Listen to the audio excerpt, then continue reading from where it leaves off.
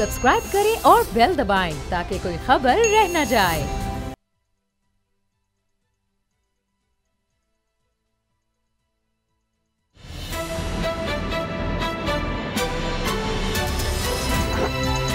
अब पता चला।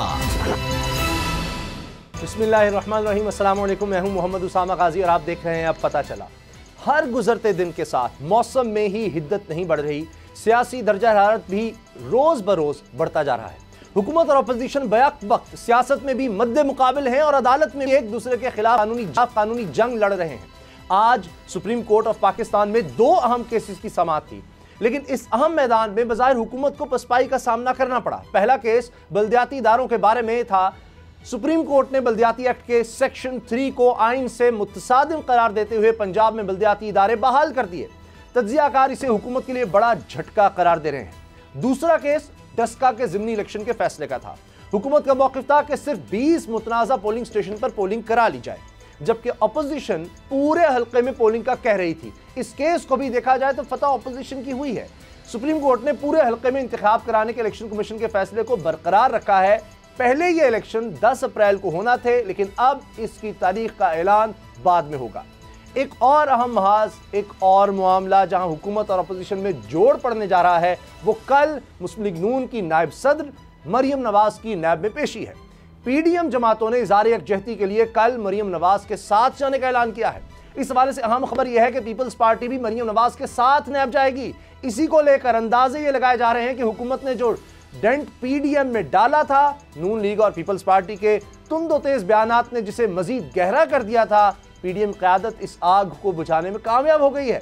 ज़ाहिर की खबर है कि अब पीपल्स पार्टी की बात मानते हुए लॉन्ग मार्च इस्तीफों के बगैर किया जाएगा, लेकिन इस दौरान पीडीएम क़यादत पीपल्स पार्टी को इस्तीफों पर राजी करने की कोशिश करती रहेगी। लेकिन पीपल्स पार्टी की सियासत पर नजर रखने वाले कहते हैं ऐसा होना मुश्किल है कि पीपल्स पार्टी इस्तीफों पर राजी हो जाए। पीडीएम इख्तलाफात दूर होने की खबरें दुरुस्त हैं या सिर्फ सियासी अंदाज है, इसका पता सेनेट में अपोजिशन लीडर की नामजदगी के साथ ही लग जाएगा। आज इन्हीं खबरों पर हम बात करेंगे। असद खरल साहब, बाबर डोगर साहब मेरे साथ हैं। बाबर डोगर साहब, ये बताएं, पीडीएम तो दोबारा बन गई है और बड़ी मजबूत बन गई है। हाँ, लॉन्ग मार्च की आप दोनों की बात मान लेता हूँ, लेकिन देखें पीडीएम में जिस तरह वो राना सनाउल्लाह साहब कहते हैं कि जी कश्ती में जो सुराख हुआ था पीडीएम की, मौलाना ने वो भर दिया है, तो अब तो बड़ी भरपूर तरीके से पीडीएम अब जवाबी वार करेगी। उसामा साहब, ये मौलाना ने वो सुराख नहीं भरा। अच्छा, ये जो सुराख भरा गया है ये नैब की वजह से भरा गया। जब नैब इनको इनकी करप्शन याद दिलाएगी, जब नैब इनको इनकी करप्शन के हवाले से बुलाएगी, तब ये सारे इकट्ठे होंगे। ये मुझसे लिखवा लें, साइन करवा लें। इस पे गाना आ रहा है ना, एक मिनट। जब नैब बुलाएगी तुमको पीडीएम याद आएगी। ये उसमें मैं आपको बताता हूँ। हाँ जी, अभी एक हफ्ता पहले तोपों के रुख एक दूसरे के आमने सामने थे जी। मरियम गालियां दे रही थी बिलावल को, मरियम थ्रेट कर रही थी जरदारी साहब को, जुबान काटने की बात की जा रही थी, और यहाँ तक कि बिलावल साहब ये कह रहे थे कि सिलेक्टेड ये है, ये इमरान खान थे वो तोप के गोले हटा के धाने जो थे वो मरियम की तरफ कर दिए गए कि तुम हो सिलेक्टेड बीबी, वो इमरान सिलेक्टेड नहीं है, तुम हो सिलेक्टेड। और मरियम ये कह रही थी कि इमरान का मुतबादल ढूंढ लिया गया है, क्योंकि वो दो लोग जो इमरान को हटाने गए थे वो एक दूसरे के खिलाफ पूरे उन्होंने मैदान जंग बनाया हुआ था। सही। एकदम क्या हुआ, ये सारे एकदम इकट्ठे हो गए। सिर्फ अजमत सईद साहब जो हैं उन्होंने ये कह दिया कि जो स्विस कोर्ट का केस था उसको नैब के हवाले कर दिया जाए, एक चीज़। और मरियम को 26 तारीख को 26 मार्च को नैब ने बुला लिया जी। ये दो वाक़ियों में, इन दो वाक़ियों ने रातों रात इनको इकट्ठा कर दिया, ये रातों रात एक हो गए। अब मुझे एक बात बताएं, कल मरियम साहिबा नैब जा रही हैं, मेरा देखिए उसमें इतना बड़ा फसाद इकट्ठा किया गया, प्रोटेक्टिव बेल उनके पास है, नैब ने उनको अरेस्ट करना कोई नहीं है। सवाल सिर्फ इतना है कि 1444 किराल जगह जो रायविंड में आपने खरीदी बीबी, वो कहाँ से पैसे आए, उसका टैक्स कहाँ से आया, उसका टैक्स कितना पे किया, ये दो सवाल हैं। डॉक्यूमेंट ले आए, हमें बता दें कि ये फलानी जगह से प्रॉफिट आया था, फलानी जगह मेरी इन्वेस्टमेंट थी, मेरे खामन ने वहाँ जगह पे इन्वेस्टमेंट की, वो तो 1500 रियाल मेरे क्या वालिद चुके साहब ने मुझे ये तोहफे में दे दी, जो भी है आप लाके हमें जमा करवा दें, सिर्फ इतनी सी बात है। और आप देखेंगे उसका कितना बड़ा जनाब के 10,000 बंदे लाहौर वालों को कहा तुमने इकट्ठे करने हैं, 5,000 JUI इकट्ठे कर रही है, 3,000 पीपल पार्टी लेके आ रही है, जैसे ये कश्मीर फतह करने के लिए जा रहे हैं। यकीन है ना, ये इन्होंने श्रीनगर की तरफ मार्च करना है सर, ये इस तरह से लोग इकट्ठे कर रहे हैं। उसामा साहब, टारगेट ये है कि लॉन्ग मार्च से पहले एक कन्फ्रंटेशन हो जाए, किसी तरीके से कुछ लाशें मिल जाएंगी, कुछ लोग यहाँ पर किसी तरीके से हलाक हो जाए, वो बेचारे गरीब लोग जो इधर उधर से पैसे दे इकट्ठे किए जा रहे हैं, उनमें से कोई एक वाकया ऐसा हो जाए जिसको ये लेके इस्लामाबाद की तरफ मार्च करें। ये लोगों के खून पे खेलना चाह रहे हैं। मुझे अल्लाह खैर करे, ये रिपोर्ट मुझे बड़ी खौफनाक अदरवाइज मुझे एक बात बताएं, क्या तुक है? चलें, मुझे सा एक और सवाल है जी। कल चले इनकी गवर्नमेंट ही आ जाती है जी, नून लीग की गवर्नमेंट आ जाती है, नैब किसी बंदे को पकड़ती है, वो बंदा जो है वो 4,000 बंदे लेके वो नैब में के सामने आ जाए, तो नून लीग को तो फिर असूली तौर पर उस बंदे को सपोर्ट करना चाहिए जिसपे करप्शन के चार्जेस हैं और जिसने 4,000 बंदे किए हैं। तो अगर नैब रेंजर मांगे तो कहे नहीं भाई ये बंदा राइटफुल है। से कैबिनेट ने रेजोल्यूशन पास की थी करप्शन को, एक करप्ट अफसर को सपोर्ट के लिए। पहली दफा आपने देखा तारीख में कि बाकायदा पंजाब असम्बली के अंदर से करारदाद आई। फिर आपने पहली दफा देखा कि शहबाज शरीफ साहब वज़ीर आला हैं क्योंकि उनके कार खास थे और वो 7 करोड़ एक्यूज्ड है। आपने देखा कि सेक्रेटेरिएट में हड़ताल भी आपने देखी, लोग जो बैज लगा के और हड़ताल करने वाले पेश थे, आज भी वहाँ मौजूद पे है, वो एक अलग बात है। खल साहब नहीं, पहला सवाल तो ये है कि बिलावल भुट्टो या गफूर हैदी साहब या मौलाना फजलुर रहमान मरियम से ये पूछते कि मरियम बीबी ये जो सवाल पूछा गया इसके आपके पास डॉक्यूमेंट्स हैं? वो ये जो प्लॉट हैं, ये जो आपने जमीन खरीदी है लाहौर के अंदर, लाहौर के अंदर उसामा साहब 1444 के नाल जगह, यहाँ पर आप सोच रहे कि कितनी महंगी होगी। यहाँ पर लोगों के पास 2-2 4-4 मरले जगह नहीं है। मरियम नवाज सबसे बड़ी लैंड होल्डर बन गई। फिर वहां पर रायविंड के अंदर, रायविंड लाहौर का हार्ट है, वहां पर जो थे वज़ीर आला पंजाब थे, उसको गैर कानूनी तौर पर ग्रीन एरिया डिक्लेयर करवाया गया। वो मुझे एक बात बताएं, 1 मिनट सामा साहब, उनके वालिद प्राइम मिनिस्टर, उनके चचा जो है वो चीफ मिनिस्टर पंजाब, और उसका खामन जो है वो 3-4 दफा से MNA, उसके कजन जो है वो सारे MNA, पूरे पाकिस्तान में उसकी गवर्नमेंट, खुद वो प्राइम मिनिस्टर हाउस में बैठ रही है और उसके पास 1444 के नाल जगह है, प्रोटेक्टिव बेल उसके साथ है, और ये कहा जा रहा है, और वो 10,000 का लश्कर लेके साथ जा रही है और कह रही है कि नैब एक निहत्ती लड़की से डरती है। यार खुदा का खौफ करो, खुदा का खौफ करो, निहत्ती लड़की और 10,000 का जत्था लेके साथ निकल रही है। ये तो लाहौर का कोई बड़े से बड़ा कंटूटा बदमाश नहीं इतने बंदे इकट्ठे कर सकता। ये कहाँ से निहत्ती लड़की होगी? निहत्ती लड़की तो वो होती जो बेचारी अकेली जाती, जाके अपने डॉक्यूमेंट दे के बाहर आए, कहती कि देखिए जी मेरे पास सारे डॉक्यूमेंट्स हैं, मैं अकेली आई हूँ, मैंने सारा कुछ जमा करा दिया, मैं एक निहत्ती लड़की है। ये किसको बेवकूफ बना रहे हैं? 10,000 पेज के बजाय 10 सफ़े ले जाती। डोगर साहब आप भी कितने बोले हैं, आप कह रहे हैं बिलावल साहब इनसे पूछें। बिलावल साहब वो न्यूट्रल व्यापार वाला, आपको पता है वो तलाल चौधरी साहब ने ट्वीट करा दिया मरियम साहबा ने, और उसका जवाब भी फिर आ गया, मजा भी चख लिया। अब आप चाहते हैं कि बिलावल साहब उनसे पूछें, तो वो कहें जी आप जरा अनवर मजीद वाला, वो ओमनी ग्रुप वाला, वो फेक अकाउंट्स वाला, वो पापड़ वाला, वो जरा आप भी ले आए, सिंध बैंक लूटने की कहानी आप भी जरा ले आए। आप तो बड़े मासूमाना तरीके से फंसा रहे हैं डोगर साहब, आप चाह रहे हैं। अब समझ एक चीज जो है ना, मैं हमेशा, मुझे इमरान खान की इस बात पे हमेशा इतराज होता था कि मैं NRO नहीं दूंगा। मेरा ख्याल था कि अदारे इंडिपेंडेंट है, अदारे आजाद है, इमरान खान कौन होते हैं NRO देने वाले या ना देने वाले।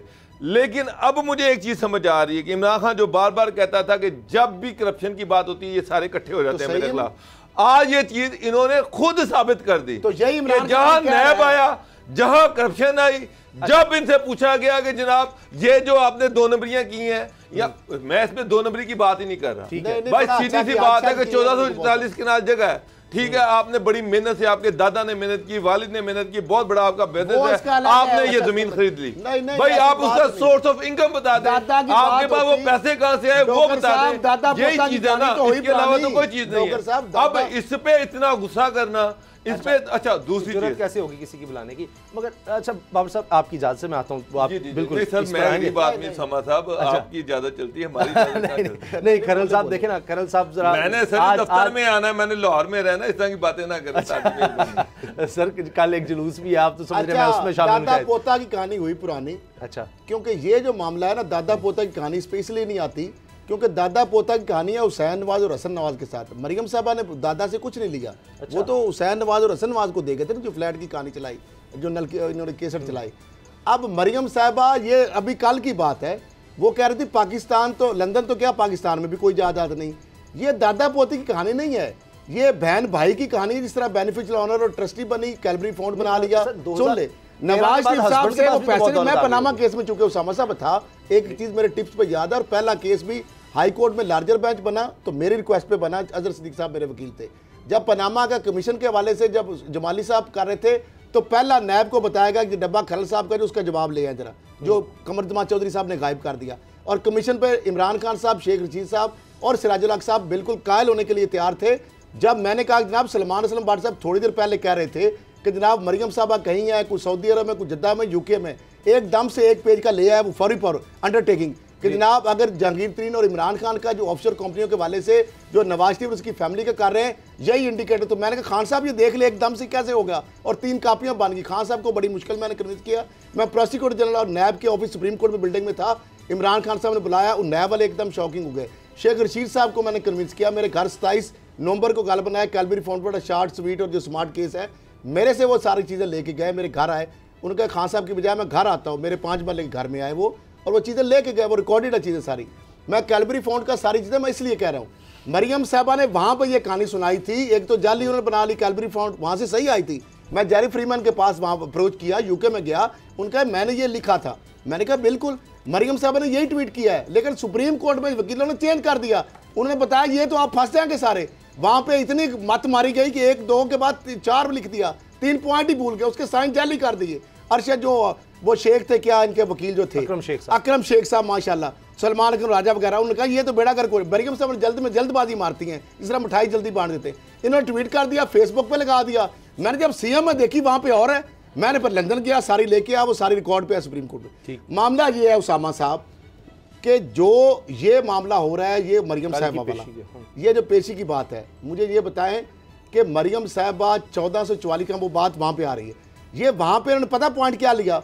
नवाज शरीफ साहब ने ये कहा कि जो हुसैन हसन वहाँ पे दे रहे हैं पैसे, जिनके अपने अकाउंट पाउंड जो मैंने HRMC से लंदन से निकाला, वहाँ पे 3-4 हज़ार पाउंड और 1100 पाउंड उनके अपने वो दिखा रहे हैं, और लाइबिलिटी 500 लाख जो पाउंड है वो शो कर रहे हैं। और उधर उनकी 1 हाइड पार्क 42 मिलियन पाउंड, और पहला ट्रांजैक्शन है कि वो अल्टीमेट होल्डिंग, और ये वो आपस में बेच भी रहे हैं, खरीद भी रहे हैं। वो जो मुबैना तौर पर कतरी फ्लैट जो LNG के खाते में थी, यानी वो बंदा एक बेच रहा है उनको, अली रियाज बेच रहा है उनको, और पैसे भी उनको दे रहा है, और वो कह रहे हैं ये बेच भी नहीं सकता। अब मामला क्या है, वहां पे मरियम साहब ये कह रही थी कि जनाब नवाज शरीफ हुसैन नवाज ने मुझे वालिद साहब ने गिफ्ट दिया, और उसके बदले में मरियम साहब ने अपने नाम जमीन लगवा ली। अब बात समझे, फिर वो 94 करोड़ गालबन, मुझे अमाउंट अगर याद गलत नहीं हो तो, वो वहां पे उनको वापस करती हैं, जमीन उनके नाम रहती है। इनके फ्रंटमैनों ने ये, जिस तरह आज चीमा शहबाज शरीफ साहब प्राइम मिनिस्टर ऊपर बैठे थे, शहबाज शरीफ गए थे, 1400 कनाल जिस तरह पटवारियों को फर्दे बंद कर दी गई, तहसीलदार, DC, कमिश्नर, और औने पौने ली गई, और जो बंदा नहीं देता था उसको धमकियां लगाई दी थी, उसको फर्द नहीं दी जाती, मजबूर कर दी। जिस तरह जाती उम्र की पहले भी स्टेट बनाई। 1444 कनाल थोड़ी जमीन नहीं होती, 1 कनाल 3-4 करोड़ रुपए की वैल्यू है, और वहां पे फिर उसके जमीन के लिए सुन ले ग्रीनलैंड कराया, ग्रीनलैंड कराया, सुन ले ग्रीन किन की, मरियम के नाम है, नैब की ये तो छोटा सा प्रेस रिलीज है ना, ये तो छोटी सी चीज। नैब की जो प्रेस रिलीज, नैब की जो प्रेस रिलीज है उसमें उन्होंने लिखा है कि नैब लाहौर ने शरीफ फैमिली की जानिब से तहसील रायविंड में मजमूई तौर पर 3,500 किनाल अराजी हासिल करने की तहकीकात में को 26 मार्च को जुम्मे को तलब किया है। 3,500 किनाल वो आगे कहते हैं कि इसमें से 1500 किनाल जो जमीन है वो मरियम के नाम कह के बता रहा हूं, मुझे पता है। उन्होंने जो 4-5 सवाल पूछे हैं उसमें उन्होंने कहा है कि जनाब नैब नोटिस के मुताबिक तहसील रायविंड के 4 मुख्तलिफ मोहताजात में मरियम के नाम कमोबेश 1500 केनाल अराजी मुंतकिल हुई। ठीक हो गया। नैब लाहौर ने अपने जारी करदा नोटिस के जरिए से मरियम नवाज को खरीदी गई मज़कूरा अराजी की तमाम दस्तावेजात मुकम्मल तफसीलात जैसे रकबा ये गौर से सुन रहे हैं इसके साथ साथ कि वो नैब की सारी जो रकम जिससे ये जगह खरीदी गई उसके टैक्स की रसीदें ले आए। यार इससे ये तो एक चीज है ना, ये तो एक चीज है। आपके नाम अच्छा इसके साथ जोड़ते हैं। एक सेकंड, एक गुजारिश कर दूं, ये वो जमीन है जो मरियम के नाम है। सर मैं खुद जानता हूं, उन्होंने मुझे एक साहब 3,500 कनाल से ज्यादा शरीफ फैमिली की जगह है। 1500 केनाल मरियम की। सर मैं खुद ये जानता हूं, एक साहब जो प्रॉपर्टी का काम करते थे, शहबाज का नहीं, सुन ले छोटा सा आपकी इजाजत से, इस 3,500 कनाल में ये भी आपको बाइफिकेट कर दें। इसमें मेजर लाइन श्योर किसका है? नवाज शरीफ का, उनके यानी बेनामी उनके आ गया ना, मरियम साहबा का, और उसके बाद उनके फैमिली का, यानी हमजा शहबाज और शहबाज शरीफ का इसमें बहुत माइनर रोल है। और ये 4 मौजाजात के लिए किया क्या वहां पे जब जमीन अगर आप 20 सेकंड दें, मैं 2 बातें आपको, मैं इसके साथ एक बात, मैं जिस चीज़ का खुद गवाह हूँ, एक हमारे लाहौर के करीबी इलाका है, वहाँ पर मेरी बात हुई एक साहब से, तो उन्होंने कहा, मैंने कहा काम क्या करते हैं? कहते हैं जी हम कोई नहीं काम करते, मैं प्रॉपर्टी के साथ काम करता हूँ, जिनका काम है हमजा के बेनामी जो प्रॉपर्टीज हैं वो सारी मैनेज करना। वो इसके अलावा तो हमारे नाम भी वो लगाते रहते हैं। अच्छा एक इसके दूसरा, नून लीग के एक साहब से मेरी बात हुई कि जनाब आप ये प्रॉपर्टी का काम छोटी छोटी सोसाइटी टाइप का, कहते जी बस ये छोटी चंद कनाल या इस तरह की हम बना सकते हैं, मुरब्बे की नहीं कर सकते इससे। मैंने कहा क्यों? कहते वो हमजा और मरियम की आपस में अंडरस्टैंडिंग, लाहौर के कोई भी शख्स नहीं प्रॉपर्टी खरीद सकता। ये खोखर बरादान जिनका अफजल खोखर बीमार होते थे, नवाज उनका माथा चूमते थे, अस्पताल में चले जाते थे, मरियम नवाज के वो चहीते कि उनके घर में चले गए। मुझे बताएं कि खोखर बरादान करते क्या थे जद्दा में? 5 जिस जमीन पे को मरियम को जमीन खरीद के देनी है, उस जमीन पे मालिकान से जबरदस्ती अंगूठे लगवाए गए। एसी वहां पर मौजूद होता था, तहसीलदार वहां पर मौजूद होता था, पटवारी वहां पर मौजूद होता था, उनको डंडा देके गन पॉइंट पे ये जमीनें खरीदी गई हैं। अच्छा सुन ले आगे, सिर्फ खरीदी जो बेनामी है उसका तो हिसाब ही कोई नहीं है ना, बेनामी तो बेचारे वही, ये तो मरियम के 1,500 कनाल मरियम के नाम है जो वो ओन करती है कि मेरी है, वो ऑन करें ना, डॉक्यूमेंट ये कह रहे हैं, अच्छा कर दे। चले ये बात बड़ी होगी। मुझे बताएं फिर जो हाफिज अहमद साहब ने हमारे प्रोग्राम में बात की थी कि फजल रहमान साहब फिर क्या क्या इखलाकी वो जवाब रह जाता है, आदमी उसको छोड़, अच्छा आगे बात कर, मुझे बताएं वो तो अभी पीपल्स पार्टी भी साथ आ रही है ना, पहले उसके साथ जुल्म हुआ, मुझे उस पर तरस आ रहा है। देखिए पहली दफा वो मछली के बगैर सिर्फ पानी में फिर रहे हैं, तो लॉन्ग मार्च होगा ना फिर। अब लॉन्ग मार्च में कल मार्च देख रहे हैं, 200 बंदा लाना है हर एमएनए ने, आपको पता है कितने हजार बंदा बन जाना है 2023 तक। फिर मैं कह रहा हूं इसी तनख्वाह पे काम करेंगे। लॉन्ग मार्च तो होना है, मैं आपको बता रहा हूं, लॉन्ग मार्च डिसाइड हो गया। आपने इतनी दफा डिले करवाया, आपने हर दफा पेशगोई की, आपकी पेशगोई की वजह से लॉन्ग मार्च डिले हो गया। मैं कोई नजूमी नहीं हूं, वो शेख रशीद साहब इस तरह की इल्म नजूम का, उनको ये सितारों के आलम जानते हैं। मैं तो डॉक्टर साहब जानते हैं हमारे पास। सर एक दफा होता है, 2 दफा होता है, 8 दफा तो आपने बात की, 8 दफा मैं इसका क्रेडिट लेता, नजूमी नहीं हूं मैं। मामला ये है कि हम तो फैक्ट्स की बात करते हैं, हम रिपोर्टर हैं। मामला ये है कि जो इसके लिए किया क्या, ये कहते हैं मास्टरमाइंड, ये ऑर्गेनाइज क्राइम, यानी इसके लिए पहले ग्रे था, उसको ग्रीन करने के लिए पहले ये हथियाएंगे जमीनें, जबरदस्ती बंद करके फर्दे लोगों को मजबूर। सुन ले फिर क्या किया गया, वहां अपनी जमीन को महंगा करने के लिए, डॉक्टर साहब आम बात है, ये फ्रंट मैन वाली बात में बेनामियों वाली बात आऊंगा, अपनी जमीनों को महंगा करने के लिए अरबों रुपए के प्रोजेक्ट बनाए गए एलडीए के फंड से, पंजाब हुकूमत के फंड से और फेडरल गवर्नमेंट से, उसको ताकि कमर्शियल ब्रॉडवे बन सके। नंबर 1। फिर उन्होंने क्या किया, गैसिफिकेशन कराई गई, इलेक्ट्रिफिकेशन सरकारी खजाने से कराई गई, वहां पे सीवरेज का निजाम बनाया गया, वहां पे सड़कों के जाल बिछाए गए, रिंग रोड बनाया गया, मोटरवे की सड़कें कनेक्टिविटी बनाई गई, वहां पे एम्पायर खड़ी गई। मैं आप खोखरों की बात कर रहे हैं, 5 अरब की, मैं बता रहा हूं 5 अरब की दुबई से पैसे किसने लिए? ईएमएच सोसाइटी को जो जमीन थी वो किसके पास है? अभी जो मैं आपको वो भी बताऊंगा। फिर उसके साथ साथ क्या हुआ कि जो अभी गौर इजाज है, जो लेक सिटी के अंदर जो क्या घपले, कितनी सरकारी जमीन उन्होंने खाई है, क्या क्या 2 नंबरियां हुई हैं, और खोखरों ने कितने अरब, उसमें एलडीए के डिवाइन डेवलपर, उसमें जो एक बैंक का मैनेजर है उसका भाई पटवारी है, वहां पे कितने अरब की ट्रांजैक्शन, तो मेरे पास सारे अकाउंट में दिखा दूंगा। तो फिर उसके बाद गुजर जाएगा पटवारी मैनेजर। आप सुन ले, अब हुआ क्या कि ये करते हैं लोग, ये इस तरह काम करते हैं, जो बेनामी की बात है ना। आप मरियम साहिबा खोखरों के जो रिंग रोड के अतराफ में जमीनें अभी ली गई हैं, जो वहां पे जाती उम्रा में ली गई हैं, जो गौर एजाज को दी गई हैं, जो जनाब मुख्तलिफ सोसाइटीज़ को दी गई हैं, खोखरों का FBR का रिकॉर्ड मेरे पास मौजूद है, और मरियम साहबा के बेनामियों का नाम निकाल लें। एक ही जगह पे कुछ लोग हैं, जिस तरह मेरे पास पूरे अकाउंट्स हैं, डिटेल है, कुछ इन्होंने डॉर्मेंट करा दी, मैंने उसकी डिटेल भी ले ली, कुछ बंद करा दिए। वापडा टाउन में, रायवट ब्रांच में वही मैनेजर इधर था, वापडा टाउन में इनके खोखरों के अकाउंट खोले, और कुछ इनके फ्रंटमैनों के, LDA के लोगों के। कराची का अकाउंट है, लालाजरा कॉलोनी, वहां पे उसी बैंक की एक और सब्सिडरी जो ब्रांच है, वहां पे अकाउंट खोला गया।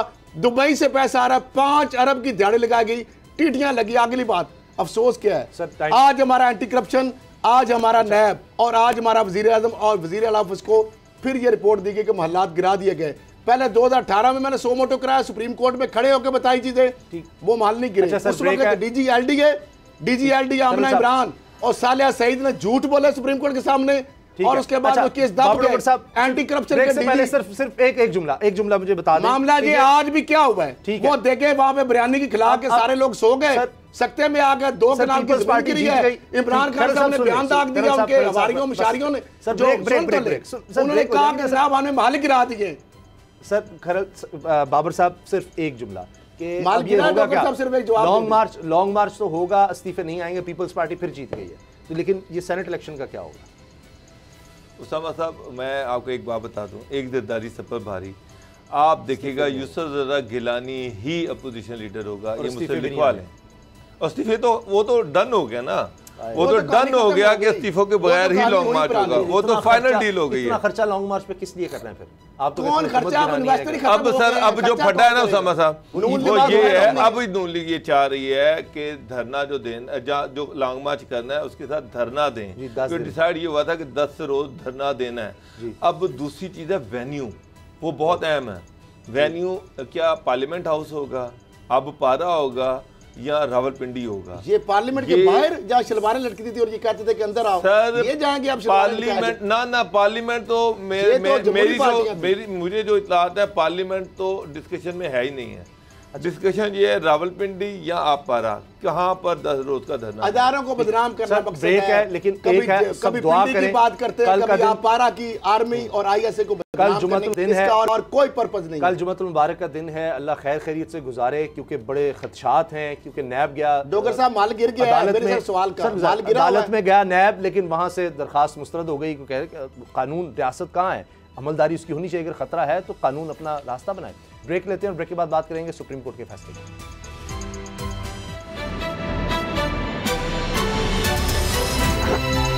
अब पता चला,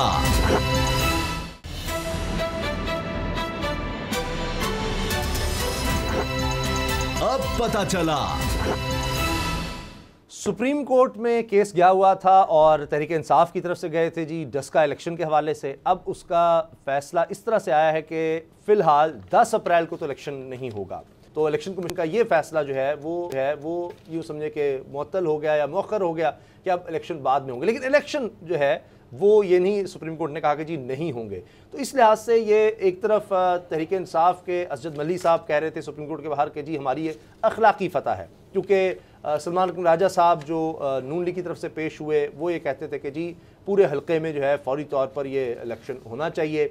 उसमें ये सवाल भी हुआ, उमता बंदयाल साहब ने भी ये कहा कि जी ऐसे तो लगता है कि वहाँ पर यानी अगर स्ट्रॉन्ग थी नून लीग तो फिर ये दंगा फसाद करने की क्या ज़रूरत थी या ये क्यों हुआ, तो इस चीज़ को बाद में देखा जाएगा। लेकिन अब जब बेंच दोबारा बनेगा, अवेलेबल होगा, तो फिर आगे इसकी प्रोसीडिंग्स होंगी। तो अभी ये लगता है कि केस काफ़ी आगे चलेगा। बाबर डोगर साहब, इसमें अब क्या नज़र आ रहा है कि नून लीग कहेगी जी हमारी जीत हो गई है, तहरीक इंसाफ कह रही है जी हमारी जीत हुई है, केस तो भी चलना है और इसमें कोई वाज़ेह अभी फैसला नहीं हो सका सिवाय इसके कि अभी 10 अप्रैल को तो नहीं पोलिंग होगी। उसामा साहब, असल इशू ये था कि PTI जो है वो कह रही कि 20 पोलिंग स्टेशन पर इलेक्शन होना चाहिए जहाँ के प्रिजाइडिंग ऑफिसर जो थे वो गायब हुए थे। नून लीग ये कह रही है कि चूँकि तहसील डस्का जो है जहाँ पर सबसे ज़्यादा वोटर्स हैं और सबसे ज़्यादा टर्नआउट वहाँ पर ही होता है, वहाँ पर सारा दिन फायरिंग होती रही वहाँ पर, और 76 पोलिंग स्टेशन ऐसे थे जहाँ पर प्रॉपरली पोलिंग नहीं हो सकी। तो इसलिए अगर 76 वो और 20 वो मिलाएं तो फिर मेरा मतलब कि 250 तो टोटल हैं, तो आधे तो बन जाते हैं, तो सारे का दोबारा होना चाहिए। बल इसका फैसला तो अब सुप्रीम कोर्ट नहीं करना है कि सारे का होगा या आधे का होगा, लेकिन मैं ज़ाती तौर पे ये समझता हूँ कि इमरान खान साहब उनके जो असूल थे, जो वो बात करते थे, मुझे उस पे है कि खान साहब आप तो ये कहते थे कि डब्बे जितनी दफ़ा मर्जी खुलवाओ। मैं जब नून लीग दौड़ रही थी 4 हलकों में इलेक्शन करवाने से, जब नून लीग नहीं चाहती थी कि 4 हलकों में इलेक्शन हो, तो आप कहते थे कि अगर मैं प्राइम मिनिस्टर होता तो मैं ऑर्डर देता कि जनाब 4 हलके नहीं, सारा पाकिस्तान ही खोल दिया जाए, सारे डब्बे ही खोल दिए जाएं। अगर कोई किसी को दोबारा इलेक्शन लड़ना तो वो मैदान में आके दोबारा इलेक्शन लड़ ले। यही स्पिरिट होनी चाहिए। अगर आप चाहते हैं कि आप बात करते हैं कि जनाब इलेक्शन ट्रांसपेरेंट होने चाहिए, करप्शन का एलिमेंट ख़त्म होना चाहिए, मंडियां बंद होनी चाहिए, तो फिर इलेक्शन में प्रोविंशियल गवर्नमेंट्स की इंटरफेरेंस भी बंद होनी चाहिए, फिर इलेक्शन फेयर और फ्री होने चाहिए। आप तो ये कह रहे हैं कि इलेक्ट्रॉनिक बैलेटिंग होनी चाहिए, बिल्कुल ये बात ठीक है, लेकिन कोलोफाइल में तजाद नहीं होना चाहिए। फिर ये भी है कि नून लीग 10 दफ़ा गए तो 10 दफ़ा इलेक्शन कर ले, अपना शौक पूरा कर ले, आके जितनी दफ़ा मर्जी इलेक्शन करे, हारूं या जीतूं, असूल है, असूल पे खड़ा रहना चाहिए। सर इस तरह कोई भी नहीं मानता हारने वाला। हल्के खोलने में क्या ये नहीं कि आप दोबारा वोटिंग जो है उसको दोबारा देखिए, हल्के खोलने का तो ये मतलब है, इलेक्शन दोबारा कराना तो एक बिल्कुल और तो सर क्या मुल्क में फिर नहीं क्या मतलब है? यहाँ मेरा मतलब है कि इलेक्शन ट्रांसपेरेंट होने चाहिए या नहीं? दरखास्त नौशीन साहबा की जो नून लीग की उम्मीदवार साहब यहाँ तो प्रिजाइडिंग अफसर और पोलिंग के डब्बे ही गायब हो गए ना, ये डिफरेंट चीज है। तो इसलिए ये तो एक इलेक्शन से मशकूक हो गया ना, तो मशकूक इलेक्शन जो है जिन हलकों में हुआ है, जिन 20 पोलिंग स्टेशन पे हुआ तो वो वहां पे तो करवा ले, दिखा दिया ना। प्रिजाइडिंग अफसर को दरखास्त क्या दी थी नून लीग ने कि जी ये 20 हैं यहाँ पर करवाएं, तहरीके साहब तैयार होगी। जब वो तैयार हो गए तो उन्होंने कहा नहीं जी पूरे हल्के में सारा करें। ये सारा डिस्प्यूट हुआ इलेक्शन साहब। मैं तो मेरा ये मानना है, ये टेक्निकलिटीज में आप उलझा रहे हैं। मेरा ये मानना है कि अगर मैं इस चीज से सिंसियर हूं कि अदारों को शफाफ तरीके से काम करना चाहिए, अगर मैं ये चाहता हूं कि इलेक्शन ट्रांसपेरेंट होने चाहिए, अगर मैं ये चाहता हूं कि इलेक्शन में यही तो इमरान खान साहब कहते हैं, अगर मैं ये चाहता हूं कि इलेक्शन साफ शफाफ होने चाहिए, तो फिर सारे इलेक्शन करवा लें, मुझे मंजूर है। ठीक। अच्छा एक और चीज इस पर भी बात करते हैं, ये जो सुप्रीम कोर्ट ने बल्दियाती इदारे बहाल कर दिए हैं, उसामा साहब, अब ये बड़ा हुकूमत नहीं है, ये बहुत बड़ा एक झटका है। आपको अंदाजा नहीं है, आप चूंकि मैं जो फील्ड पे मैं देखता हूँ ना मसाइल, अब डोगर साहब को पता है 2021 का डोगर साहब बल्दियाती ऑर्डिनेंस आ चुका जी। पिछले जो इदारे थे वो डिसफंक्शनल हुए और शहबाज नून लीग की हुकूमत ने उनको इख्तियारात नहीं दिए, ठीक है, वो कालदम हो गए। उसके बाद एक नया ऑर्डिनेंस आ गया, वो भी सुप्रीम कोर्ट ने, आपको पता है पहले इलेक्शन भी सुप्रीम कोर्ट ने कराए, आपको पता है जिस तरह कराए, डंडे से कराए। अभी फिर सुप्रीम कोर्ट यही कह रही, जब उन्होंने कहा कि जनाब 4 को काउंसिल ऑफ कॉमन जो कंट्रेस्ट का इजलास था, आपने बल्दियाती एडिशनल एडवोकेट जनरल जो पंजाब वहाँ पे पेश हुए, तो उन्होंने कहा जनाब 4 अप्रैल को होना था, 24 मार्च को, तो अब चूंकि कोरोना की वजह से 7 अप्रैल को होगा। तो वहाँ पे सुप्रीम कोर्ट ने, जज साहबान ने कहा कि ठीक है आपका नोट कर लेते हैं कि मई में फिर आप इलेक्शन बाकी सूबों में करवा रहे हैं। अब वहाँ पे मामला ये है कि उसामा साहब बात ये है, अभी सूरत हाल पता क्या है, हम चूंकि गाँव के लोग हैं, रूरल एरिया में ज़्यादा प्रॉब्लम्स आते हैं, शहरों में इतना मसला नहीं है। वहाँ पे सेक्रेटरी यूनियन काउंसिल वो डिफेक्ट हो गए, वहाँ पे चेयरमैन जो पहले नाजम थे, उसके बाद चेयरमैन और वाइस चेयरमैन और साथ जनरल काउंसलर और सीट और रिजर्व, वो सारा सिस्टम था वो कोलैप्स हो गया, नया ऑर्डिनेंस आ गया। सुप्रीम कोर्ट ने कहा आप इलेक्शन कराएं, इन्होंने कहा कि ऑर्डिनेंस नया ला रहे हैं, वो 2021 का ऑर्डिनेंस आ गया। अब क्या हुआ, मेरे पास नोटिंग पोर्शन है पूरी, हम दिखाएंगे, सुन लें अब क्या हुआ, सुन लें। ये डिजास्टर हो गया क्या कि पहले यूनियन काउंसिल जो थे उसको डिफंक्ट कर दिया गया, secretary union council, chairman, vice chairman जब खत्म हो गया, नया निजाम आ गया। सुन तो ले डॉक्टर साहब, काम कर रहे हैं, नौकरी कर रहे हैं, सुन लेना डॉक्टर साहब। रिकॉर्ड क्या हुआ, एडीएलजी को कहा गया कि जनाब आप रिकॉर्ड जो है ना, आप बन गए फील्ड ऑफिस, क्योंकि आगे अब नया निजाम क्या आ गया, जो ऑर्डिनेंस आया है, विलेज काउंसिल, नेबरहुड काउंसिल और विलेज काउंसिल जो है ना, वो यूनियन काउंसिल से भी एक बड़ी होगी। उसमें एक और निजाम होगा कि विलेज काउंसिल होगी, उसमें चेयरमैन होगा, वाइस चेयरमैन होगा, नीचे 7 लोग होंगे और उसमें सारे उसके इख्तियारात ही डिफरेंट हो गए, इख्तियारात की निचली सतह। उसके बाद फील्ड ऑफिस में बन गया, रिकॉर्ड चला गया फील्ड ऑफिस में, 3 यूनियन काउंसिल मिला के रिकॉर्ड उठाया सेक्रेटरी यूनियन काउंसिल ने, वो उधर ले गए। अब रिकॉर्ड के अंदर इतना डिजास्टर हुआ कि रिकॉर्ड गायब हो गया। अभी रिसेंटली मीटिंग हुई, उसके हम नोट्स शोर करेंगे, मिनट्स करेंगे, उसमें डिजास्टर उन्होंने कहा कि ये हो गया है कि ये रिकॉर्ड, इसको फौरी तौर पर जो अमल है, जो पुराना अमल है उसको या चलाया जाए या नया जो अमल है उसको फंक्शनल। अब ये 3 जो सेक्शन है कालदम करार दे दी गई। पहले हुकूमत, अभी जो पीटीआई की हुकूमत है पंजाब में, वो नए निज़ाम के तहत अभी इलेक्शन की बिल्कुल हल्का बंदियां हो रही हैं, तैयारियों में है। अब पुराना निज़ाम जो बहाल किया कि डॉक्टर साहब ईरान कुन बात ये है कि वो निज़ाम जो बहाल हुआ है, सुन ले, वो आर्डिनेंस है नया, इख्तियारात नए हैं, उसके अंदर तो विलेज काउंसिल वो सारा सिस्टम भी डिफरेंट है, फील्ड ऑफिस है, अब चेयरमैन वाइस चेयरमैन जो यूनियन काउंसिल वाला है वो सारा चीज़ निज़ाम खत्म हो गया है। अब अगर वो बहाल भी हो जाएंगे ना तो उनको फंड मिल सकते हैं, ना वो सिस्टम हो सकता है, और नया उसकी वजह से जो उनका पूरा साल है वो आगे चलेगा, एक साल मजीद लेट हो जाएगा। तो मैं समझता हूँ कि ये जो चीज़ है, ये अगर अख्तियारात के निचली सतह तक तस्लीम है तो इसका या तो ये जो नया निज़ाम है हुकूमत को चाहिए कि वो अपील करे और वो कहे कि जनाब अंडरटेकिंग दे, जो मई में अगर इलेक्शन कराने हैं तो नया निज़ाम एक आ गया, उस ऑर्डिनेंस के तहत तो सारा फंक्शन पुराने वाइस चेयरमैन मुझे एक बात बताएं, जिला काउंसिल खत्म होगी। आप सारा कुछ ठीक कह रहे हैं, मेरा तो एक सादा सा सवाल है। खान साहब ने जो इलेक्शन लड़ा था 2018 का, उसमें सबसे ज़्यादा उन्होंने जोर दिया था और सबसे ज़्यादा जो मिसालें दी थी वो थी KPK के बल्दियाती निज़ाम की। उन्होंने ये कहा था और अभी तक वो कह रहे हैं कि ये डेवलपमेंट के फंड जो हैं ये MNA और MPs का काम नहीं है, ये बल्दियाती इदारों के लिए 2021 का ऑर्डिनेंस आ गया ना। सर सुन लें, 2018 में इनकी गवर्नमेंट आई, आपने चलते हुए बल्दियाती इदारे उड़ा दिए, उसके बाद 3 साल से आप लेजिस्लेशन करते रहे, 2-3 दफा हुई ना। सर सुन लें, 10 दफ़ा आपने मीटिंग बुलाई, मीटिंग में ये था कि बल्दियाती इलेक्शन होने चाहिए या नहीं होने चाहिए।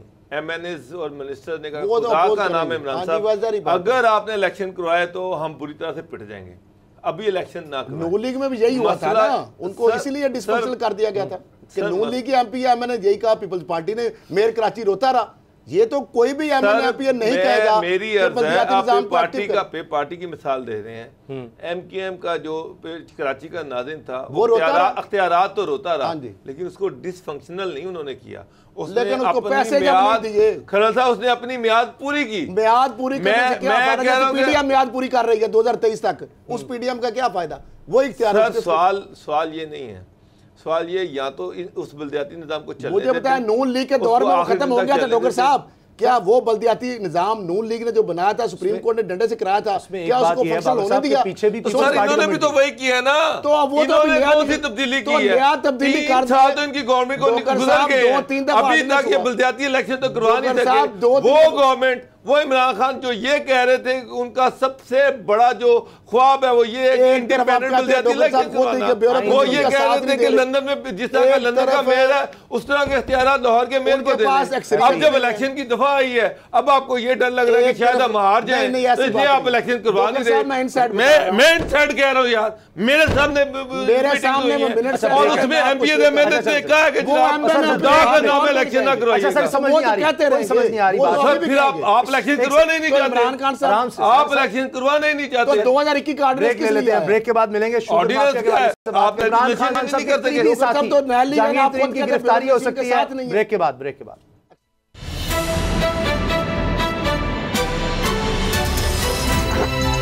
अब पता चला।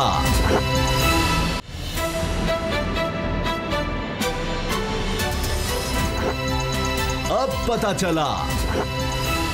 FIA बड़ा क्रैकडाउन करने जा रहा है। 20 टीमें FIA ने तश्कील दे दी हैं शुगर माफिया के खिलाफ और इंकशाफात हुए हैं। 32 मोबाइल फोन लैपटॉप से ठोस शवाहिद गए हैं FIA को।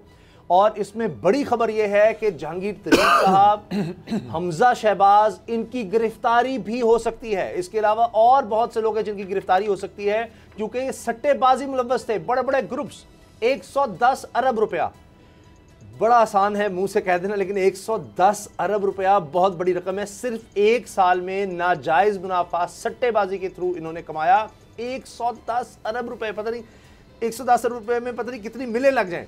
इसके अलावा यह भी हो रहा है कि मुल्क में किस तरह से किल्लत पैदा की गई, जाली तरीके से। आज मैं पढ़ रहा था और मुझे इतना दुख हो रहा था क्योंकि एक तरफ मंजर देख रहे थे कि आज जिस तरह की परेड हो रही थी, जिस तरह का डिसिप्लिन नजर आ रहा था, वहां हमें नजर आ रहा है कि फौज कुर्बानियां दे रही है, हमारे इदारे हैं, और अंदर से देखें क्या हो रहा है कि आज एक एस्टिमेट ये लगाया जा रहा था कि इस वक्त पाकिस्तान के चूंकि 20 अरब डॉलर के करीब पाकिस्तान के ज़र मुबादला के ज़खायर हैं, ये 25 अरब डॉलर से ज़्यादा होने थे, 30 अरब डॉलर के करीब होने थे अगर पाकिस्तान को चीनी और गंदम इंपोर्ट ना करनी पड़ती। तकरीबन 6 अरब डॉलर की चीनी, गंदम और इस तरह की चीज़ें पाकिस्तान को इंपोर्ट करनी पड़ी, ये इस तरह के ज़ख़ीरा अंदोज़ और माफियाज़ की वजह से।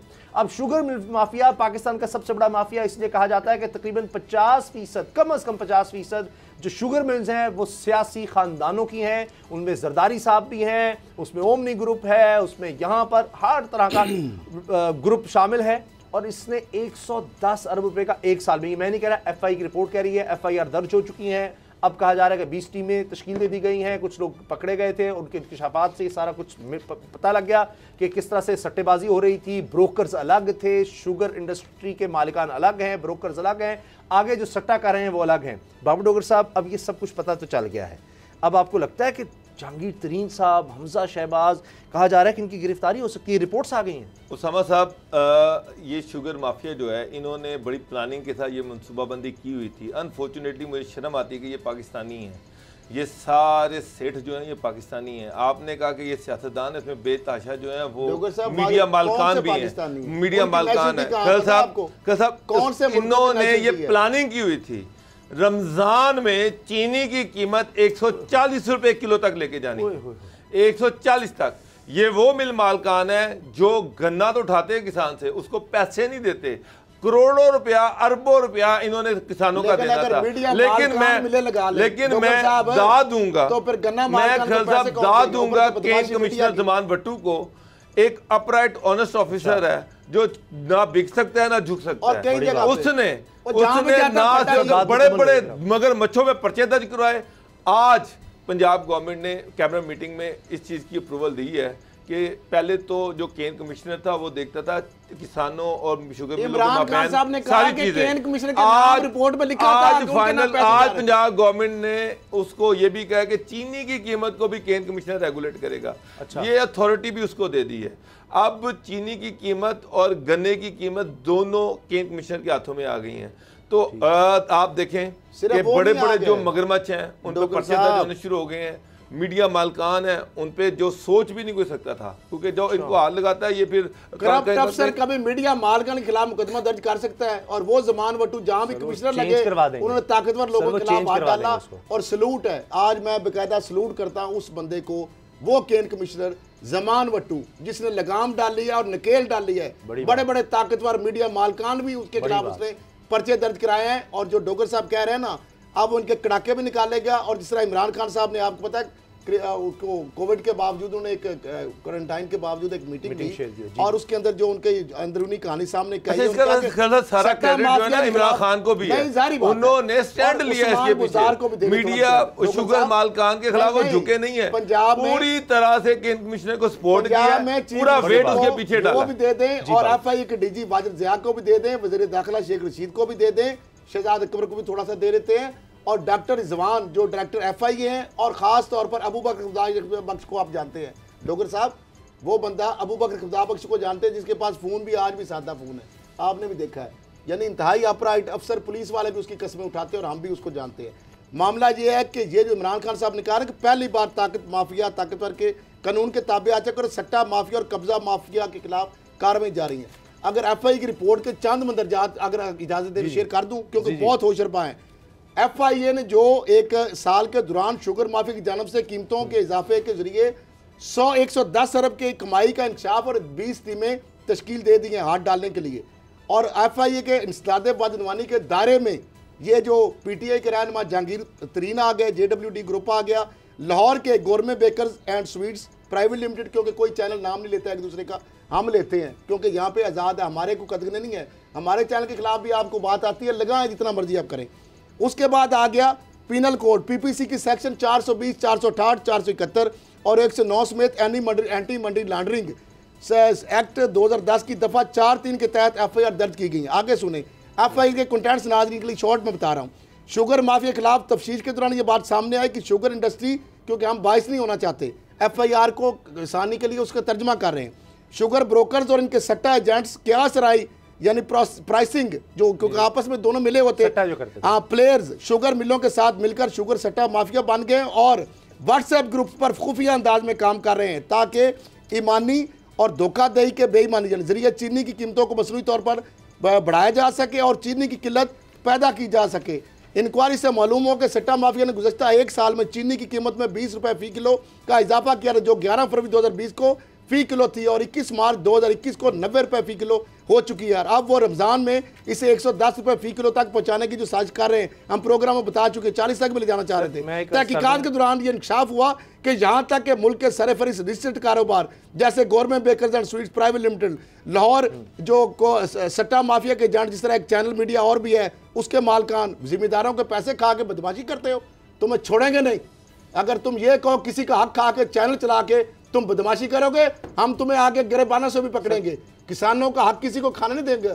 और जमान बट्टू, वेल डन, मैं सलूट देता हूं ऐसे माफिया के ऊपर। तुम्हारे जैसे ईमानदार अफसर, मुझे पता है इस प्रोग्राम के बाद शायद तुम्हें डीपोस्ट कर दिया जाए, क्योंकि हम जिसकी तारीफ करते हैं कई लोगों को आग लग जाती है। क्योंकि हम जिस हमने तारीफ की डॉक्टर साहब, शुगर माफिया, इमरान खान साहब देखे, इमरान खान साहब ये ऐसे बंदों की वजह से हो रहा है। इमरान खान सुन ले, मैं इसलिए कह रहा हूं उस बेचारे को, और उस्मान बुजदार को भी क्रेडिट उसको जाता है, ताहिर खुर्शीद को जो प्रिंसिपल सेक्रेटरी उसको क्रेडिट जाता है, जो डिफेक्टो चीफ सेक्रेटरी भी आपको पता है जवाद मुझे एक सवाल का जवाब दे दें। अब सुन ले, तहकीकात के दौरान ये उसामा साहब ये बात है, हर क्रेजी हजारों सफे बता दें, इमरान खान साहब की हुकूमत ठहर सकेगी? सैकड़ों सफे की रिपोर्ट पे, सैकड़ों सफे की रिपोर्ट का मैं चंद एक सफा भी रह गया। तहकीकात के दौरान ये इंकशाफ हुआ कि जहां तक मुल्क के सरफ जो वो आ गया, असल कीमत, खपत, कारोबार का टर्न और छुपाकर बड़े अकाउंटिंग और टैक्स फ्रॉड में मदद फराहम की। FIR में कहा गया कि प्राइसिंग जो प्लेयर है मलिक आबाद अली से तफ्तीश की गई, जिसमें इंकशाफ हुआ कि शुगर मिल के मालकान और ओहदेदारान ने मदद फराहम किया, सहूलतकार थे। लिहाजा तहकीकात के दौरान किरदार का पता लगाया जा सकता है। शुगर के बड़े ग्रुप बशमूल पंजाब असम्बली में जागीर तरीन और अपोजिशन लीडर हमजा शहबाज की सरबराही में चलने वाले ग्रुप के खिलाफ कार्रवाई की जा रही है। वाज़ेह है कि FIA लाहौर गुज़श्ता साल अरबों रुपए की शुगर स्कैंडल की तहकीकात कर रही है। ओहदेदार ने नाम जाहिर ना करने पर जो FIA बता रहे हैं, वो कह रहे हैं शुगर माफिया ने एक साल में क्यास राय के जरिए कीमतों में इजाफा करते हुए 11 अरब रुपए बनाए और इस आमदनी छुपाने के लिए मुतअद्दिद खुफिया और जाली बैंक अकाउंट्स बनाए। उन्होंने मजीद कहा कि FIA ने चंद शुगर प्राइसिंग प्लेयर से 32 मोबाइल फोन और लैपटॉप कब्जे में लिए थे और बड़े ग्रुप के खिलाफ शवाहिद इकट्ठे कर लिए हैं। ऐसी इतलात मौसूल हुई कि शुगर माफिया रमजान के दौरान ये सारा इमरान खान साहब ने और बुजदार साहब ने कहा कि इनके खिलाफ ऊपर हाथ डाला जाए, वरना ये ब्लैक मनी, जिस तरह फ्लोर माफिया के ऊपर ये गंदम माफिया वाले भी आ गए। FIA लाहौर ने गुज़श्ता नवंबर में शुगर स्कैंडल में जहांगीर तरीन, इनके बेटे अली तरीन, मुस्लिम लीग नून के सदर शहबाज शरीफ, इनके बेटे हमजा और सलमान और दीगर के खिलाफ मनी लॉन्ड्रिंग, फ्रॉड और दीगर इल्जामात के तहत मुकदमा दर्ज किए थे। आप मुझे ये बताएं, ये सारे सबूत है, दस्तावेज है, ये FIA को, शेख रशीद को, वज़ीर आज़म को, वज़ीर दाखिला को, अगर टॉप मैन अगर ठीक ना हो तो क्या जमान बट्टू जैसे अफसरों को यहाँ पे इतने इख्तियार को देगा? और अगर देगा तो उसने करके दिखाया है। बड़े बड़े जो माफियाज हैं, अब ये रमजान में 110 से बजाय 140 तक लड़के में नहीं, अच्छा ये 100 में भी आएगी, 110 से नीचे भी आएंगे। बाबर साहब सबसे सवाल करना चाह रहा था लेकिन टाइम खत्म हो गया। वज़ीर आज़म इमरान खान ने कहा है कि पहली बार ताकतवर माफिया कानून के ताबे आ चुका है। अब बात यह है कि इसमें आधे से ज़्यादा सियासतदान है। मुझे लगता है कि ये वाकई इस तरह का क्रैकडाउन हुआ तो इमरान खान साहब की हुकूमत को भी खतरा हो सकता है। खतरा हो सकता है या वो खड़े होंगे। शुक्रिया, इजाज़त दीजिए, अल्लाह हाफ़िज़।